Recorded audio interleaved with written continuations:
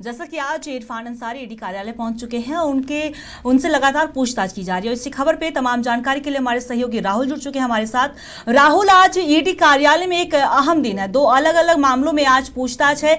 एक तरफ कोलकाता कैश कांड मामले में विधायक इरफान अंसारी से, तो वहीं अगर दूसरी तरफ बात करें तो अवैध खनन मामले में साहेबगंज डीसी रामनिवास यादव से। राहुल, आप वहां पे मौजूद है, आप हमारे दर्शकों को सबसे पहले ग्राउंड जीरो की जानकारी दें, वहां पे क्या कुछ देखने को मिल रहा है?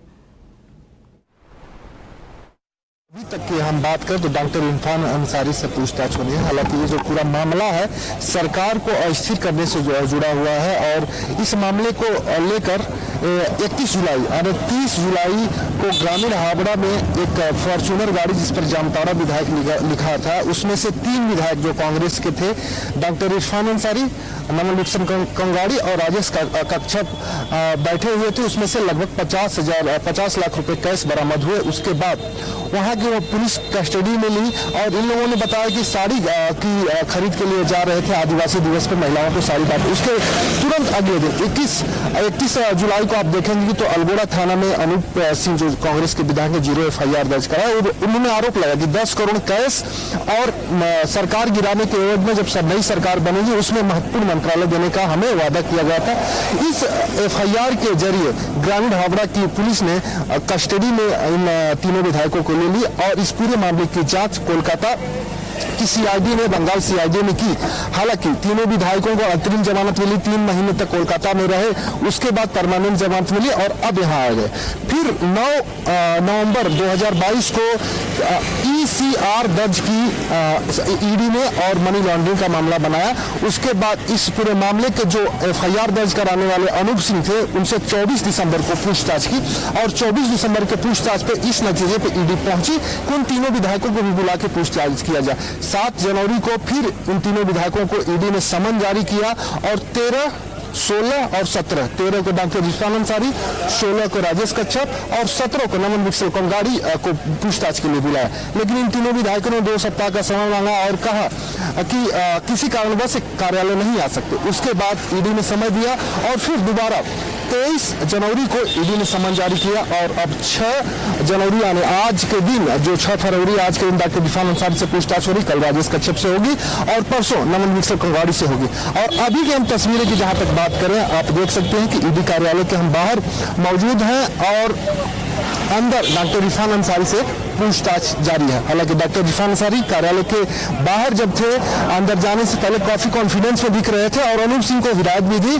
कि राजेंद्र बाबू के बेटे हैं, उनको इस तरह के कृत्य नहीं करना चाहिए, हमें सिर्फ बदनाम करने की कोशिश की गई है और हम जवाब देंगे, हम सही हैं, हमें किसी प्रकार की दिक्कत नहीं देख कर कह सकते हैं कि अंकिता जिस तरीके से, जिस कॉन्फिडेंस से अंदर डॉक्टर इरफान अंसारी गए हैं, उस कॉन्फिडेंस को लेकर दिख रहा था कि सब कुछ ठीक ठाक है। लेकिन जब भी कोई व्यक्ति अंदर पूछताछ के लिए जाता है और जब बाहर निकलता है उसका कॉन्फिडेंस लेवल गिरा हुआ होता है। हम ऐसा इसलिए कह रहे हैं कि इसके पहले हम जो पंकज मिश्रा उनको भी देखे हैं, मुख्यमंत्री हेमंत सोरेन भी प्रेस कॉन्फ्रेंस करके ईडी कार्यालय आते, लेकिन जब ईडी कार्यालय से बाहर निकलते किसी तरह का बयान नहीं देते। तो ऐसे कई नमूने हैं, ऐसे कई उदाहरण हैं जो लोग ईडी कार्यालय में जाने से पहले बयान देते हैं और बताते हैं कि सब ठीक है, ऑल इज वेल है, लेकिन जैसे ही बाहर निकलते हैं चुप्पी साध लेते हैं, नहीं कुछ बोलते हैं। तो ठीक उसी तरीके से अब इरफान अंसारी से पूछताछ जारी है।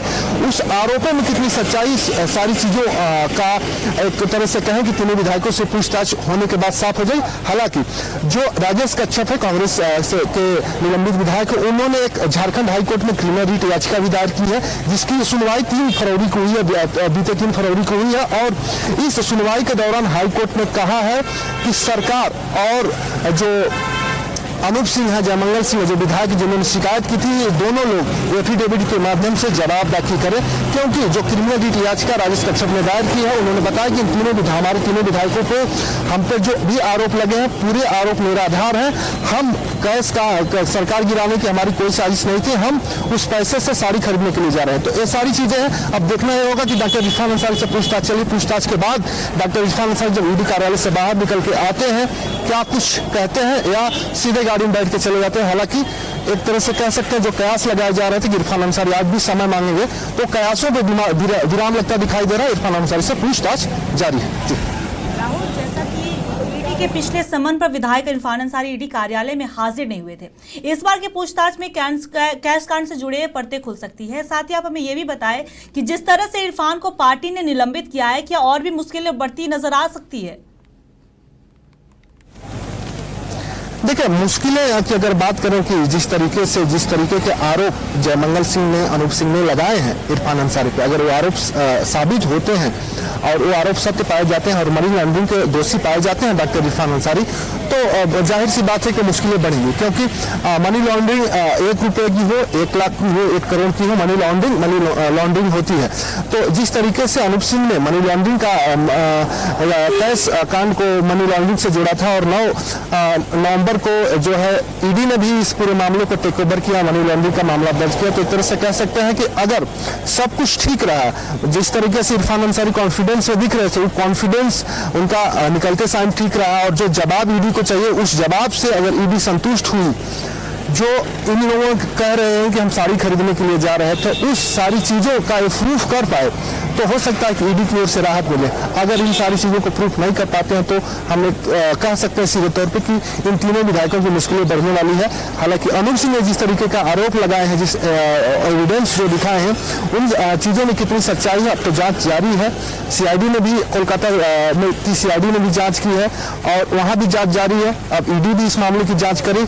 इन सारी जांचों के बीच अब क्या कुछ निकल के सामने आता है, सारी चीजें, सारे तथ्य जब सामने निकल के आएंगे तभी ये साफ हो जाएगा कि ये जो मनी लॉन्ड्रिंग हुई है या सही में साड़ी खरीदने जा रहे थे या जो राहुल, अगर साहेबगंज डीसी की बात करें तो पिछली पेशी यानी कि 23 जनवरी को जो पेशी हुई थी उसमें लगभग 7 घंटे तक डीसी रामनिवास से लंबी पूछताछ चली थी और खबरें ये निकलकर सामने आई कि रामनिवास यादव ठीक ढंग से तथ्यों को बता नहीं रहे थे। तो आज क्या लगता है, अगर तथ्यों को रखा गया है तो क्या और भी बड़े नाम निकलकर सामने आ सकते हैं?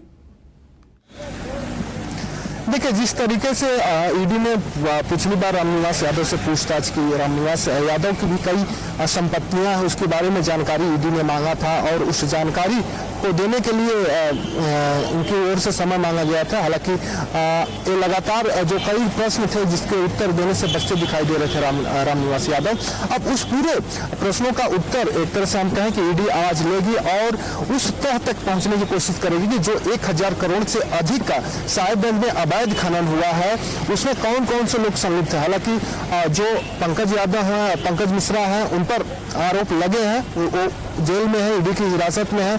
उसके अलावा दहू यादव पे भी आरोप है।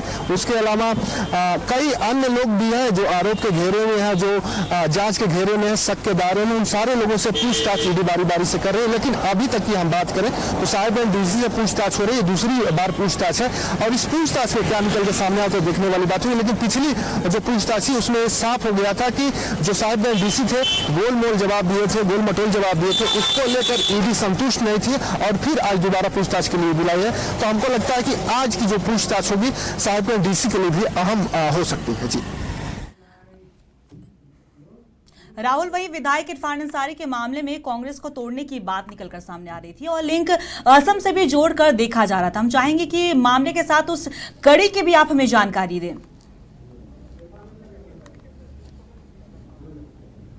तो जो 31 जुलाई और 30 जुलाई की जो घटना थी उसके बाद से एक उम्मीद जताई जा रही है कि एक बिरसा कांग्रेस का गठन करने की बात चल रही थी। जो असम के मुख्यमंत्री थे हेमंत बिस्वा, उनके निर्देश या उनके गाइडलाइन पे पूरा झारखंड में एक राजनीतिक घटनाक्रम होने वाली थी और उस घटनाक्रम पर एक तरह से कह सकते हैं कि अनूप सिंह विधायक हो या सरकार हो या कांग्रेस का आला कमान हो, विराम उस पर अंकुश लगाते दिखा। लेकिन इसमें कितनी सच्चाई है ये साफ नहीं हो पाया। अभी इसका कोई एक तरह से कहें पुख्ता सबूत या पुख्ता बयान निकल के सामने नहीं है। लेकिन उस समय एक बात चल रही थी कि बिरसा कांग्रेस का गठन झारखंड में होना है और बिरसा कांग्रेस के गठन में कांग्रेस के लगभग 10 विधायक शामिल होंगे और बीजेपी के साथ मिलकर सरकार बनाएंगे। लेकिन वो ऐसा हो नहीं पाया। लेकिन आज की जो पूछताछ है, आज की पूछताछ में हो सकता है कि सारी चीजें साफ हो जाए, क्योंकि डॉक्टर इरफान अंसारी से पहली पूछताछ है और अनूप सिंह ने जो 0 FIR दर्ज कराया था उसमें जो डॉक्टर इरफान अंसारी उनको मुख्य भूमिका में बताया था कि डॉक्टर इरफान अंसारी ही विधायकों के साथ मॉनिटरिंग कर रहे हैं, विधायकों के साथ ही बात कर रहे हैं और विधायकों को किस तरीके से काम करना है, विधायकों को कहाँ ले जाना है, कहाँ रखना है, ये सारी मॉनिटरिंग खुद डॉक्टर इरफान अंसारी करते। ये सारी चीजें हैं। इन सारी आरोपों पर ईडी अब पूछताछ कर रही है। कैश की बात कही जा रही है कि और भी कैश अंसारी और विधायकों के यहाँ भेजे थे। हालांकि इन सारी चीजों में कितनी सच्चाई है अब अंकिता आज की पूछताछ में ही साफ हो जाएगा। हालांकि आज की पूछताछ ही अंतिम पूछताछ नहीं हो सकती, क्योंकि कल जो राजेश कच्छप है खिचड़ी विधायक, उनसे भी पूछताछ होनी है और परसों नमन विक्सल पंवाड़ी से भी पूछताछ होनी है। तो अभी दो अन्य विधायकों से भी पूछताछ होनी है। तो हो सकता है कि दो अन्य विधायकों से पूछताछ में कुछ निकल के सामने आए और तीनों विधायकों को जो पूछताछ हो, जो जवाब दे, उनमें ईडी मिलान करें कि कहीं तीनों विधायकों के जवाब में कोई त्रुटि तो नहीं है, कहीं क्रॉस तो नहीं कर रहे हैं। तो ये सारी चीजों पर ईडी काफी गहनता से जांच करेगी, क्योंकि मामला पूरी तरीके से सरकार गिराने और मनी लॉन्ड्रिंग का बनता है। तो अब देखना यह होगा कि इन तीनों विधायकों से पूछताछ के बाद जो विधायक अनूप सिंह है, जिन्होंने शिकायत की थी, उनसे भी पूछताछ होती है या कोई और अन्य नेता है उनसे भी पूछताछ होती है। उसके साथ ही जो हेमंत बिस्वा है असम के मुख्यमंत्री, उनका भी एफआईआर में नाम है।